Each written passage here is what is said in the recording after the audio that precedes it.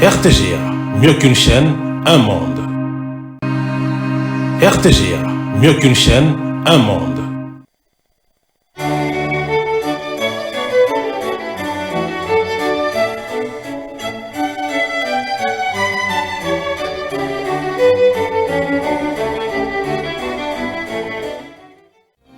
Ce journal vous est offert par Tango Protection. Illico Cash, ma banque mobile.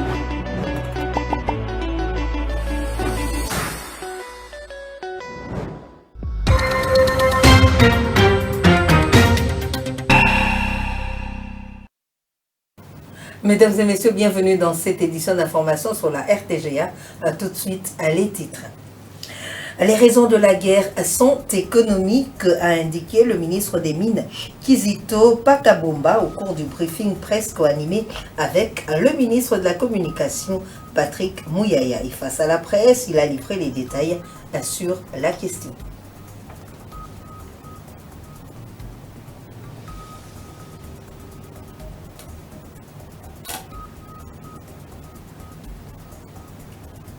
La situation sécuritaire aux Ménites échange entre la plateforme à des confessions religieuses et le leader de la plateforme Lamouka, Martin Fayoulou.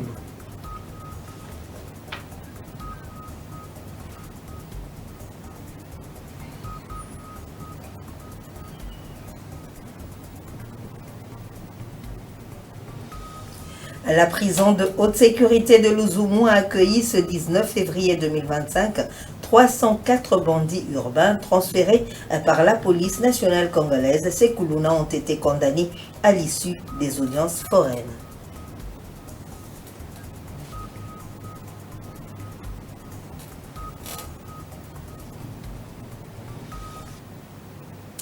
Merci de nous avoir choisis pour vous informer. Je l'ai annoncé au sommaire. Agression rwandaise dans l'est de la République démocratique du Congo. Les raisons de cette guerre sont éminemment économiques. C'est ce qu'a expliqué le ministre congolais des Mines Kizito Pakabomba au cours du briefing presse co-animé avec son collègue de la communication et médias Patrick Mouyaya le 18 février 2025. Dans cet échange avec les professionnels des médias, ces deux membres du gouvernement ont annoncé les différentes mesures prises par l'État congolais afin de mettre fin à l'exploitation illicite des minerais dans cette partie de la République démocratique du Congo. Les détails dans ce reportage de Jean-Sar Mikianda. Devant le professionnel des médias, le ministre des Mines, Kizito Pakabomba Kapinga, et son collègue de la communication et médias, Patrick Mouyaya, ont planché sur les raisons de la guerre d'agression rwandaise, à savoir le pillage des ressources minières de la République démocratique du Congo. Une occasion pour le ministre Kizito Pakabomba d'évoquer la déstabilisation de l'économie rwandaise à cause des mesures prises par le gouvernement congolais pour lutter contre l'exploitation illégale des minerais au nord et sud Kivu. La République démocratique du Congo s'organise pour pouvoir mettre en place et profiter des ressources générées par le secteur minier, en particulier sur l'est du Congo, mais cela dérange visiblement notre voisin qui vient et qui aujourd'hui, pour la survie de leur régime, se mettent à piller, se mettre à tuer nos populations avec les massacres que nous avons connus, que ce soit à Goma et aujourd'hui à Bukavu, avec certains enfants qui ont été tués. Par exemple, sur le coltan de Rubaya, tout le schéma illicite d'exportation qui passe donc depuis Rubaya et qui repart, avant ça partait sur Bunagana, mais aujourd'hui cela passe également par Kibumba. Donc vous voyez que là, ce sont des circuits d'exportation illicites vers le Rwanda pour le coltan. Le ministre de la Communication et médias est revenu sur les bilans du carnage des Goma. Plus de 5000 corps déjà enterrés. Patrick Mouyaya, porte-parole du gouvernement qui va en guerre contre la division, plaide pour l'unité des Congolais en temps de guerre. Le président de la République était disposé à son arrivée aux responsabilités, de faire une coopération claire avec tous les 9 pays voisins. Et ceux qui choisissent de piller, de tuer Ils nous choisissent même de faire la guerre. Nous leur devons une réponse populaire. C'est pourquoi tous les Congolais, partout où nous sommes, 26 territoires, 26 provinces, un pays, 145 territoires, un pays, 455 tribus, un pays, plus de 100 millions d'habitants, un pays. Ça veut dire que nous tous, dans nos différences, dans notre diversité, nous devons nous lever pour être les moyens humains qui vont nous permettre de faire la guerre et de la terminer une fois pour toutes. Face à la situation sécuritaire et humanitaire alarmante dans l'Est de la République démocratique du Congo, le gouvernement dirigé par la première ministre Judith Suminwa intensifie ses efforts pour répondre à l'occupation, aux préoccupations et à l'occupation illégale de cette région par l'armée rwandaise et ses alliés du M23 et AFC lors d'une séance de travail avec la délégation de la MONUSCO conduite par Bintou Keïta. À plusieurs membres du gouvernement ont discuté des conditions déplorables affectant les populations locales. Le gouvernement exige le respect des droits internationaux humanitaires pour le rapatriement du personnel concerné et appelle à la mise en place d'un couloir humanitaire pour venir en aide aux millions des déplacés. C'est un reportage d'Elvis Ebama.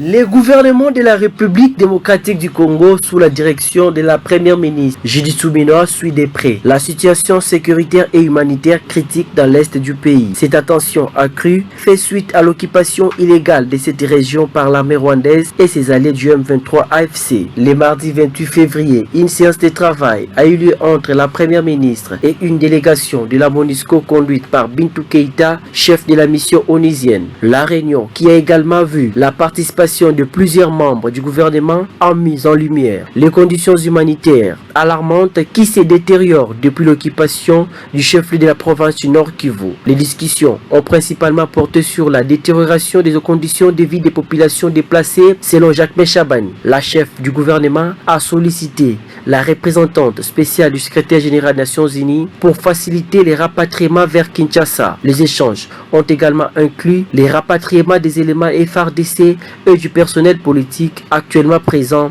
dans les locaux de la MONUSCO à Goma. Un des résultats notables de cette séance a été la mise en avant de la nécessité d'un couloir humanitaire crucial pour fournir une assistance aux millions de déplacés vivant dans des conditions précaires. Ces besoins urgents est observé avec une attention particulière par l'ensemble de la communauté internationale. La première ministre Judith Suminwa a réaffirmé son engagement envers le retour de la paix dans l'est du pays et la restauration de l'intégrité territoriale. Ces rapports mettent en lumière les efforts du gouvernement congolais et la MONUSCO pour répondre à une crise humanitaire croissante tout en appelant à une mobilisation nationale face à cette situation préoccupante.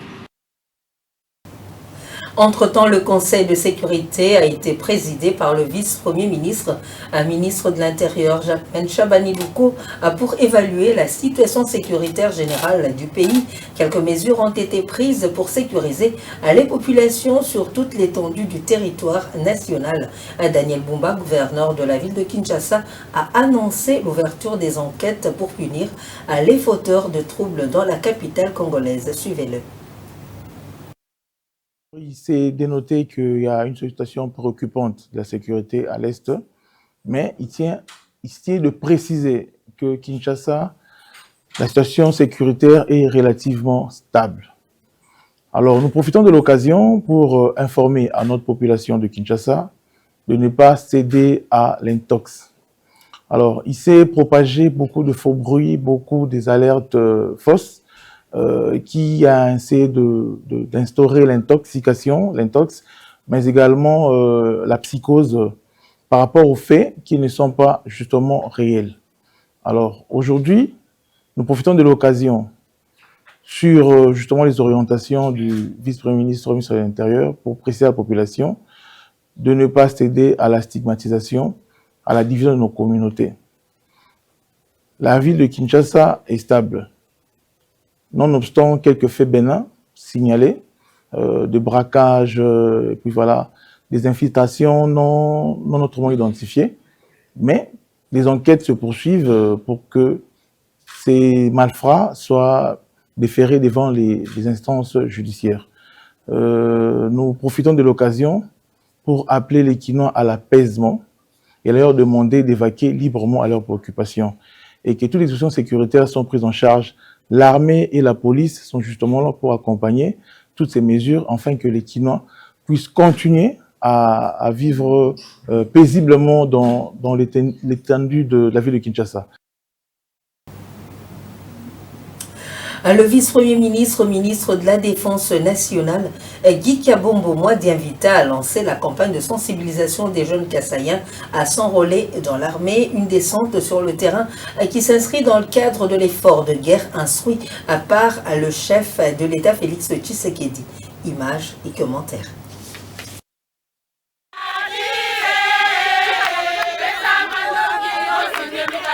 Sensibiliser les jeunes à s'enrôler massivement dans les forces armées de la République démocratique du Congo est le but de l'itinérance du vice-premier ministre, ministre de la Défense nationale dans le Kasaï central. Une énième descente sur le terrain qui s'inscrit dans le cadre de l'effort de guerre tel qu'instruit par le commandant suprême des FRDC, Félix Antoine Tshisekedi Tshilombo. Au stade de Kampanda, dans son mot, le patron de la Défense a appelé les jeunes Kassaïens qui l'attendaient massivement à défendre la patrie. Espace Kasai Mujima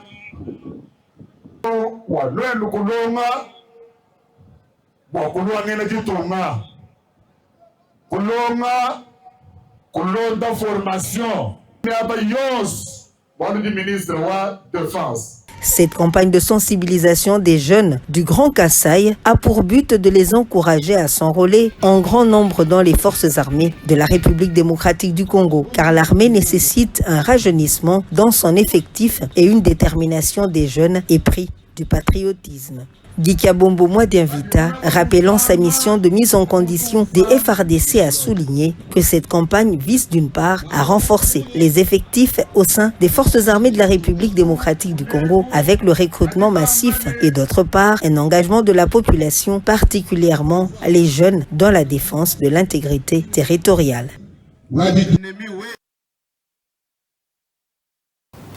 Et 24 heures après la réunion d'urgence du bureau du Conseil supérieur de la magistrature sur la situation sécuritaire dans la partie est du pays, principalement au nord et sud Kivu, le président de cette institution, Dieudonné Kamuleta, a reçu le 18 février dans son cabinet de travail le coordonnateur de l'unité justice transitionnelle et lutte contre l'impunité au sein de la MONUSCO, précisément au bureau conjoint des droits de l'homme des Nations Unies. Koulibaly et Souleyman Kafana a été invité par Dieudonné Kamuleta dans le cadre des contacts avec les partenaires extérieurs avec lesquels le Conseil supérieur de la magistrature, à travers sa cellule de crise mise en place sur la sécurité dans l'Est et la situation des magistrats se trouvant dans les régions occupées par les agresseurs. Suivez les propos de Ndumba Kilima, le secrétaire permanent du CSM, au micro d'Elvis Ibam. Hier, le 17 janvier, le bureau du Conseil supérieur de la magistrature s'est réuni à une session urgente par rapport aux événements qui se passent à l'est de notre pays, spécialement au nord et au sud Kivu, qui est occupé par les envahisseurs. C'est à cette occasion que le bureau du Conseil supérieur de la magistrature a chargé le président ainsi que mon modeste personne à pouvoir faire le suivi, notamment à faire des contacts avec les partenaires multilatéraux du Conseil supérieur de la magistrature, dont la MONUSCO. Et c'est dans ce cadre-là que nous avons invité M. Koulibaly, qui est le chef de l'unité traditionnelle au bureau conjoint des Nations Unies aux droits humains, qui est venu répondre à l'invitation du chef pour que nous puissions voir, dans la mesure du possible, comment entrer en contact avec les collègues magistrats qui sont restés à Goma, qui sont à Bukavu, qui sont éparpillés à gauche, à droite dans le pays et qui ne savent pas être à un endroit sécurisé.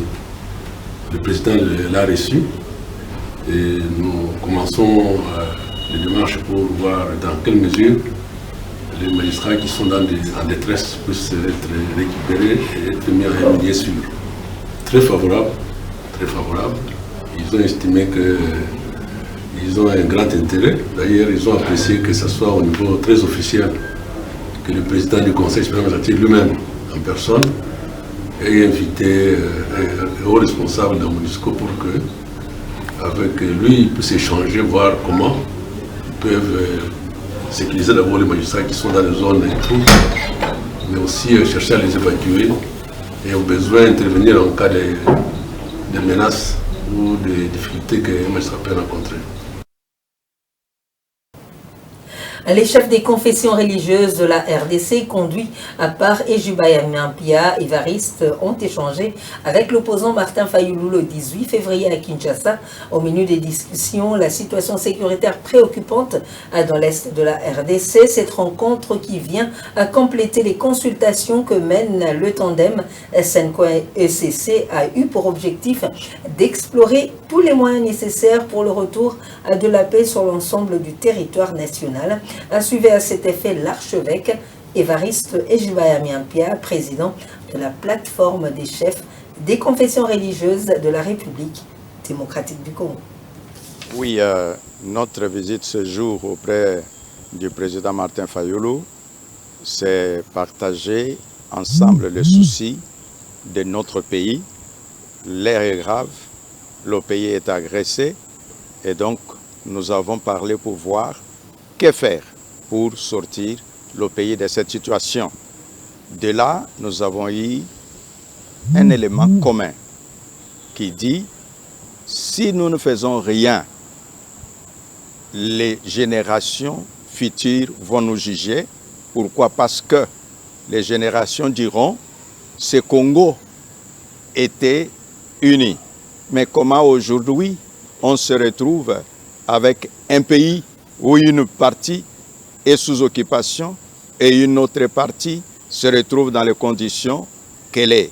Voilà pourquoi nous avons parlé plus de chercher comment fédérer, avoir l'unité nationale, l'unité des Congolais pour parler d'une seule voix, parler Congo, réfléchir Congo et puis rêver un Congo uni et un Congo fort. Parce que moi je ne peux pas parler à sa place, mais nous, comme pères spirituels, la plateforme des confessions religieuses, nous disons à ceux qui sont à Goma, tous ceux qui sont à Bukavu, à l'Est et partout ailleurs, que nous les portons à cœur et que nous prions Dieu et que nous faisons ce que nous pouvons. C'est ce qui nous a amenés voir l'honorable et président Martin Fayulu, afin que lui, avec la forte voix qu'il a, s'il dit quelque chose, s'il s'implique, nous pouvons arriver avec les autres forces de la République à cesser les armes et parler un Congo uni.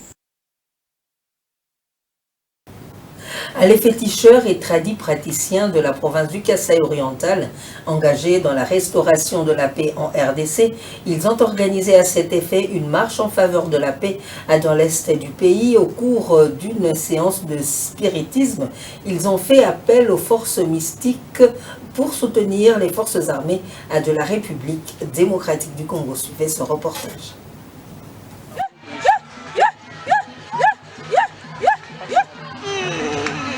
Dans la province du Kasaï oriental, les féticheurs, tradis praticiens et guérisseurs sont déterminés à apporter leur contribution dans la lutte contre l'infiltration au Congo démocratique. Vêtus pour la plupart d'habits écarlates et blancs et parés d'écories, amulettes et autres principaux objets utilisés dans l'exercice de leurs activités, les féticheurs, tradis praticiens et guérisseurs de la province du Kasaï oriental ont pris d'assaut les rues de la ville de Mbujimai, chef-lieu de la province. Destination, le cimetière de Bakwanga. Sur place, comme un seul homme, ils se sont livrés aux pratiques spirituelles pour anéantir le président rwandais Paul Kagame et ses supplétifs terroristes du M23 qui massacrent les populations civiles dans l'est de la RDC.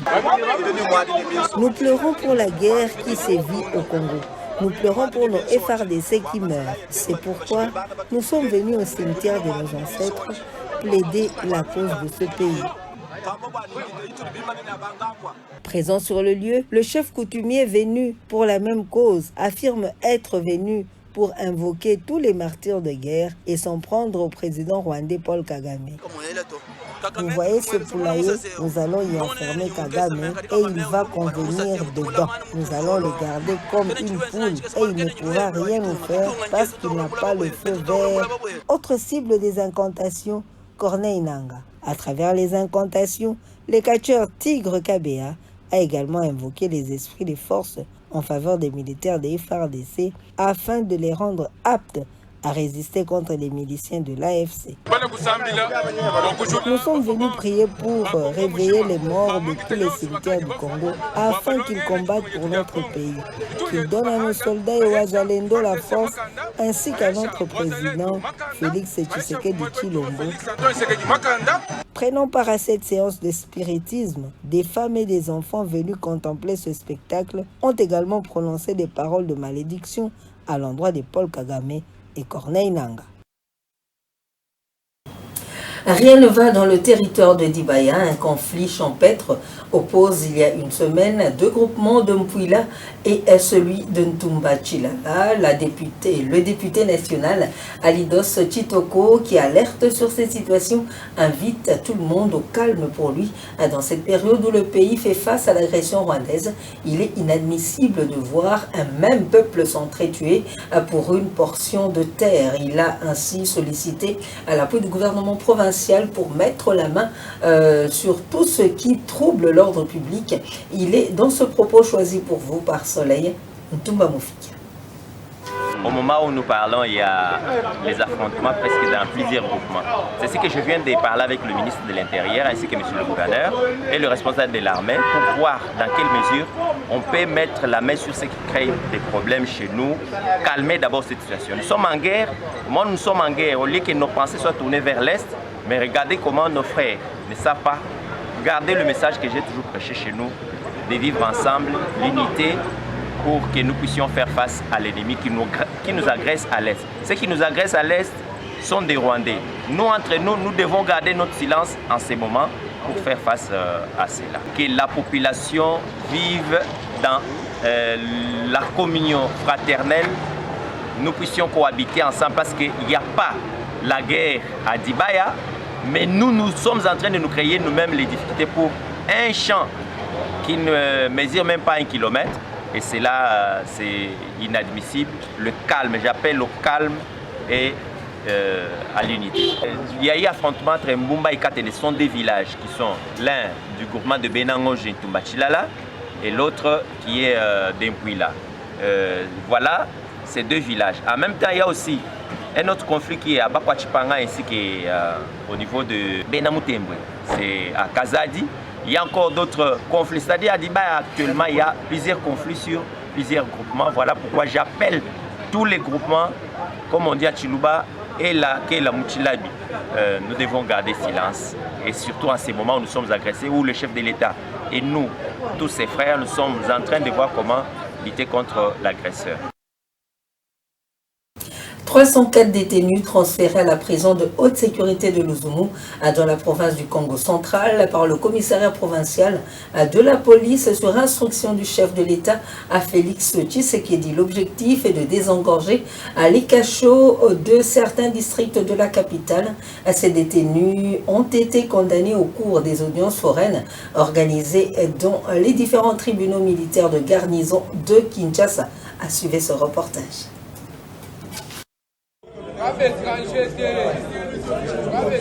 Sur instruction de sa hiérarchie, le commissariat provincial de la police nationale congolaise ville de Kinshasa a transféré ce mercredi 304 détenus à la prison hautement sécurisée de Luzumu dans la province du Congo central. Ces colonnes sont issus des différents cachots de la police à travers la ville de Kinshasa. L'objectif est de désengorger des cachots du commissariat provincial en vue d'entamer de nouvelles opérations de lutte contre le banditisme urbain.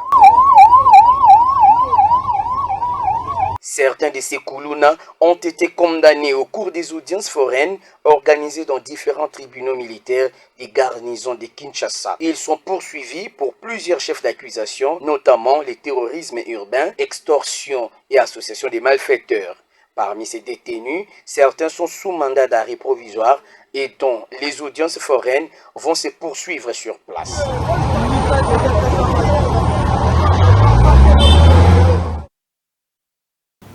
Dans le cadre de la campagne Zéro école ou université de l'État à Samban, le commandant du service national, le lieutenant-général Jean-Pierre Kassongo-Kabwik, a remis ce mercredi 19 février au nom du chef de l'État un lot de 450 bancs pupitres aux étudiants de l'Institut supérieur de techniques appliquées fabriqués par les bâtisseurs anciens Kuluna.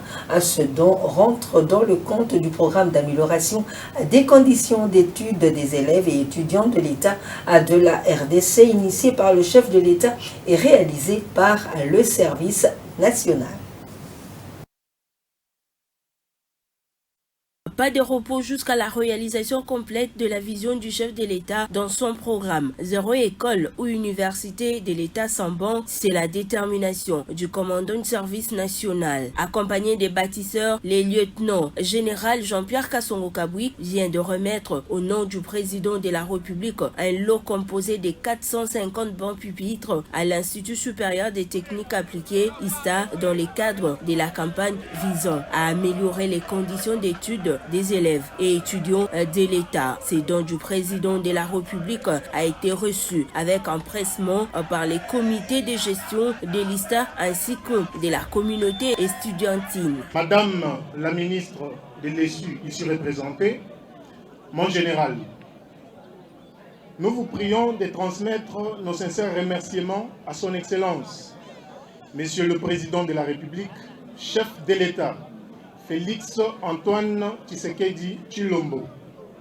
Pourtant, des sollicitudes qu'il ne cesse de manifester à l'endroit de notre établissement, surtout envers la jeunesse estudiantine, dont l'amélioration de leurs conditions d'études est l'une des préoccupations majeures. Dans son mot, les commandants du service national, le lieutenant-général Jean-Pierre Kassongo-Kabwik révèle que ces 450 bancs constituent un premier lot dans les 1000 bancs prévus pour cette institution. Nous sommes dans la continuité du programme du gouvernement, du programme tel que nous instruit par le chef de l'État, commandant suprême. Le souci du commandant suprême et du service national, c'est d'arriver à doter toutes ces institutions de manière complète en bancs. Ce n'est qu'un premier lot. On reviendra avec un deuxième lot jusqu'à ce qu'il ne se pose plus le problème des bancs dans les institutions d'enseignement supérieur universitaire et plus tard dans les écoles primaires et secondaires. Chants et ovations, c'est sous cette ambiance tous azimuts que les étudiants de l'ISTA joyeux de se retrouver parmi les heureux bénéficiaires du don du chef de l'État ont raccompagné les commandants du service national, les lieutenants généraux Jean-Pierre Kassongo-Kabwik. L'agriculture en RDC est l'une des principales activités économiques du pays, un levier important pour le développement et l'autosuffisance alimentaire des Congolais. C'est dans cette optique que l'Action pour le développement intégral du Congo appelle au soutien du gouvernement central, notamment par la dotation des outils et matériels adéquats afin d'accroître sa production et nourrir la population congolaise. Reportage.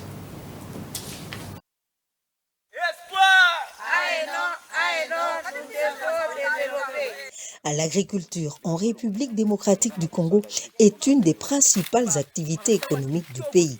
Elle présente un important potentiel de développement, d'où cet appel de David Ntumba au président de la République et au gouvernement central pour accompagner sa structure ADIC, notamment par la dotation des outils et matériels adéquats tels que des tracteurs afin d'accroître sa production agricole et nourrir la population congolaise par la consommation des aliments 100% bio.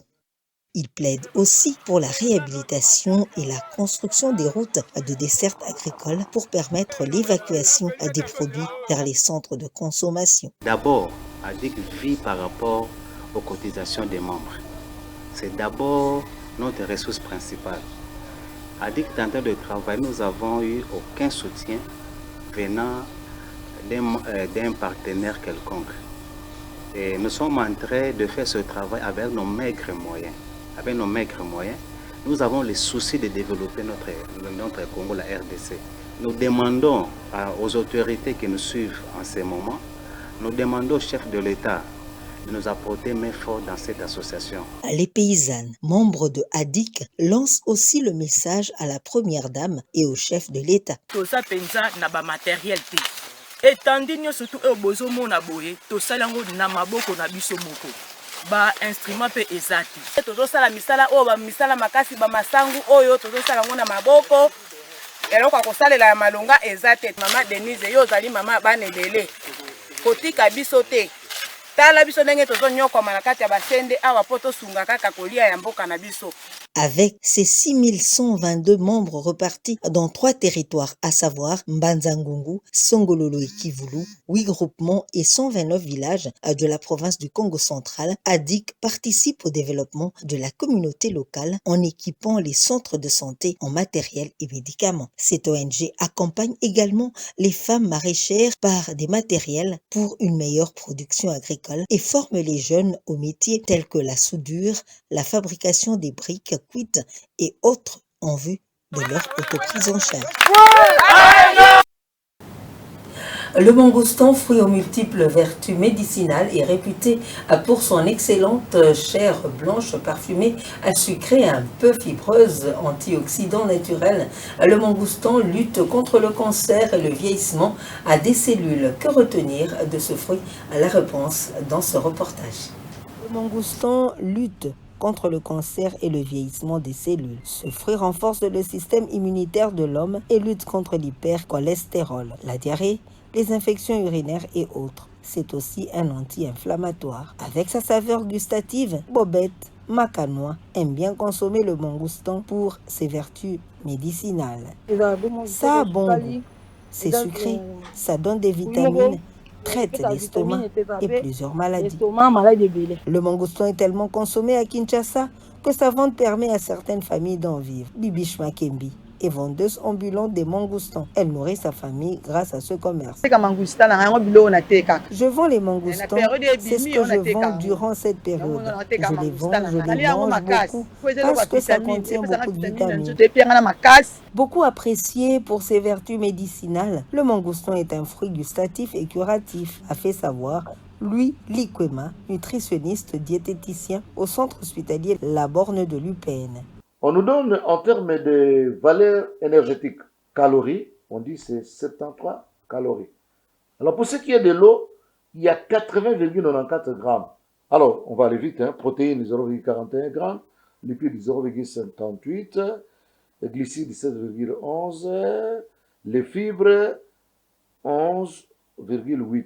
Le mangoustan joue un rôle important dans la santé de l'homme, mais il y a des cas d'exception qui ne permettront pas que certaines personnes puissent consommer ce fruit, a expliqué le nutritionniste. On dit par exemple pour des gens qui ont des problèmes d'insuffisance rénale, ne peuvent pas, quand le rein devient incapable de filtrer, son rôle c'est de faire la filtration.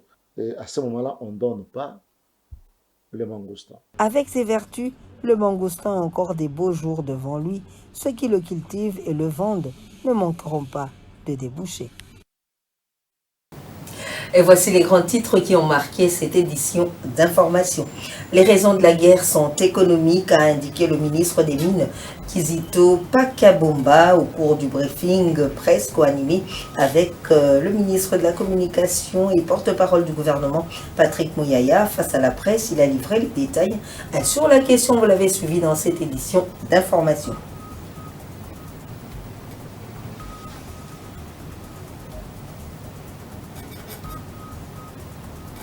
La situation sécuritaire au menu des échanges entre la plateforme des confessions religieuses et le leader de la plateforme Lamouka, Martin Fayou.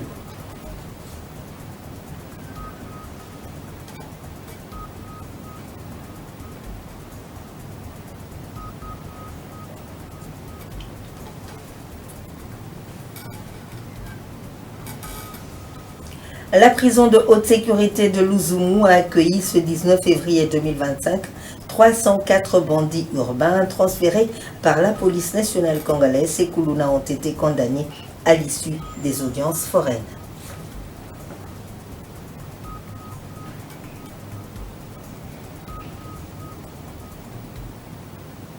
Nous vous disons merci de nous avoir suivis et bonne suite de programmes sur la RTGA. Au revoir.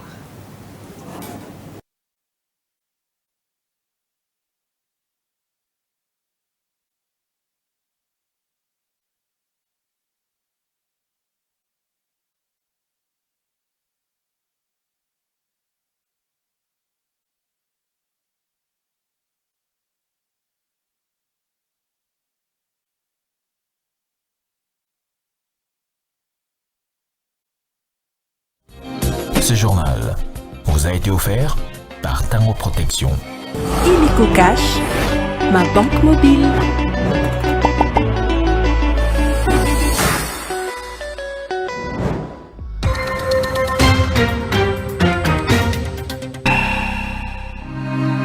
RTGA, mieux qu'une chaîne, un monde.